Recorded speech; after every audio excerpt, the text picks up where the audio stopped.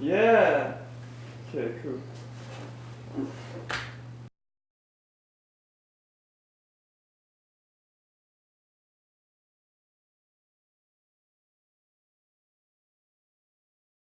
Alright, so bro, it's good to meet you. Good to meet you. What's your name and age?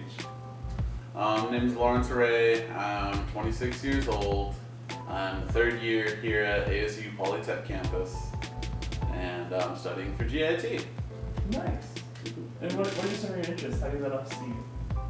My favorite things to do are to be incredibly lazy and do absolutely nothing, and make my roommate clean up after me.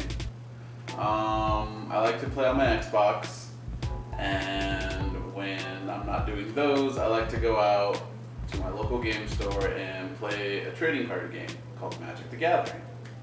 Magic the Gathering is a trading card game, much akin to like Pokemon trading cards or Yu-Gi-Oh, where the point of the game is the players take on the role of what's called a planeswalker and are powerful wizards, and they construct a deck of 60 cards and ultimately try to defeat their opponent. Okay, so it's a turn-based game. Right. And so how does like my turn go? Okay, so when you start playing the game, you draw the first turn of the game. You have 7 cards in your hand from your deck. So you have those. That's your hand. And on your turn, you can do several things. You can play a land card if you haven't already played one during your turn, and depending on the card or the lands that you have, it's basically a resource to play other cards that have a casting cost.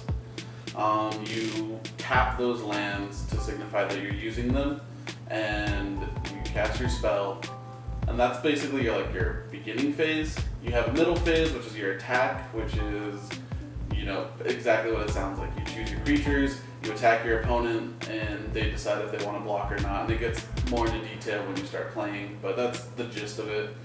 And then after that, you have what we call a second main phase, where you can play additional spells or additional creatures and put them on the field. And then you go to your end phase. And that's the end of my turn? Exactly. Well, if you're actually interested in learning how to play the game, first I would recommend going to your local game store or comic book shop. Mine personally is the Samurai Comics franchise, but there's several others like Desert Sky Games, Amazing Discoveries, Jesse James Comics, and Player Draw. And you can go in there and ask them if they have any of these boxes. These are free welcome decks that they give you. They're built pretty much to be crappy, but they're just to teach you how to play the game. And then from there, you just kind of pick up strategies and things as you go along. So I can customize my deck? Yes. Oh, there are so many cards that have been printed. This game has been going on since, I want to say, like 1994.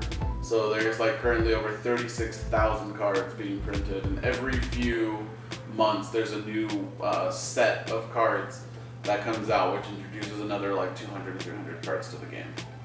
Oh, you mentioned the community.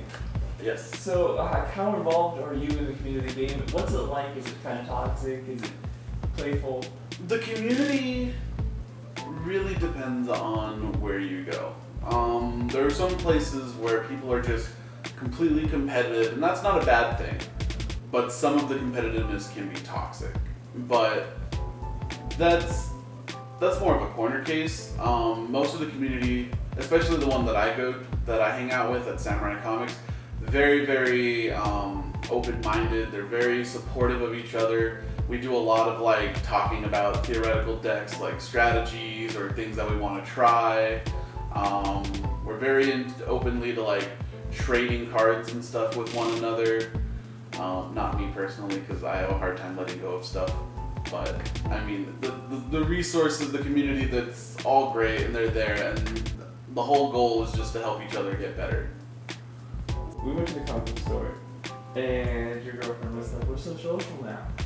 Is that because of Magic? Would you say you've had a better opportunity to maybe? Definitely. Most of our friends we met through Magic currently, and some of our friends that we've had before Magic have already been introduced to the game, and they stopped for various reasons, but then when we started playing, they started playing again, and vice versa. Like, it just kind of generated into our own like personal community. In fact, we have a friend who tries to set up an event at his house like every weekend. I don't get to go very often, but they like do special things. Like they'll buy like a whole booster box of cards, which comes with like I think 36 packs of cards, and they'll do what's called a draft, where everyone opens a pack, you take one card, pass it around, and yeah, they do events like that, and it's pretty interesting. They try to keep everybody like together, try to keep everyone like interested, I guess, and you know, just hang out with friends, have some home cooked food and a beer. You know, it's just fun.